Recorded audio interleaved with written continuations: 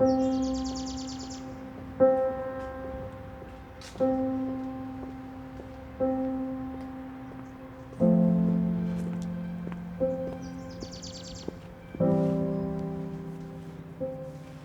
everyone, welcome back.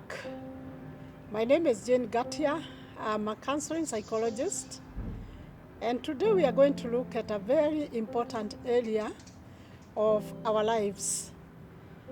At one time or another, all of us will have to leave this world.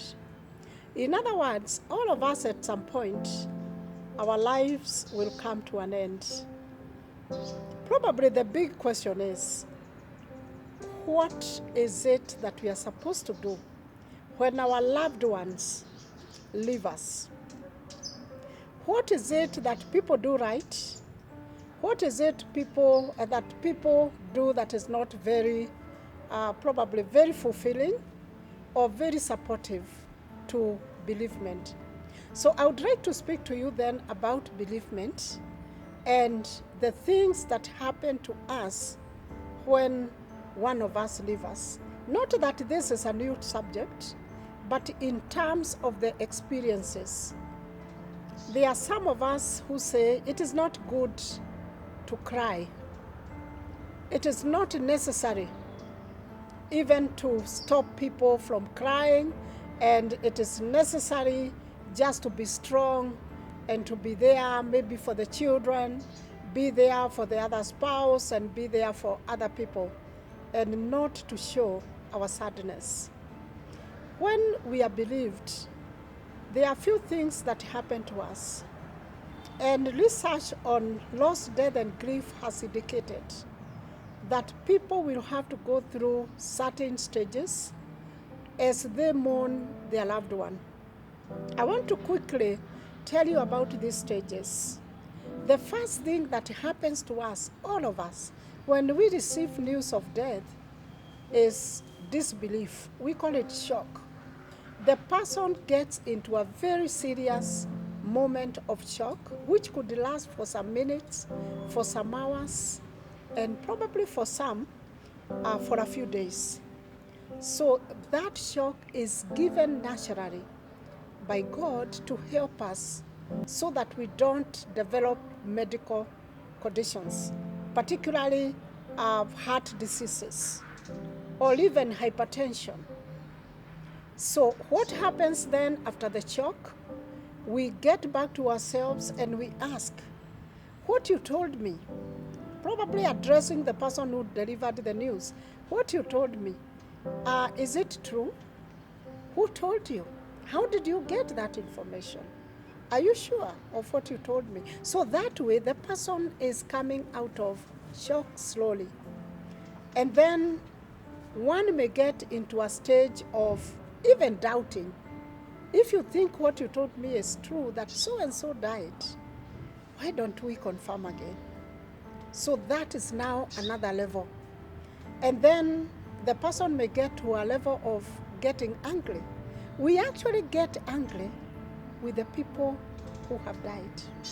Listen, we ask, why didn't they tell us? If they really knew that they were going to die, how come they never told us? They should have warned us so that we say goodbye. But of course, imagine, even if someone told you they were going to die, the best most of us would do is to try and stop them from talking about it. So what happens is then we get angry.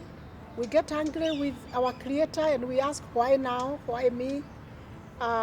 Why that person? And so on and so forth. Those questions are very important. So if we are going to support a person who has lost a loved one, let them ask the questions. Don't stop them from asking. That is part of their healing, and it will be very important. Of course, the questions have no answers, and no one would answer. Why now? Why me and not someone else? And so on.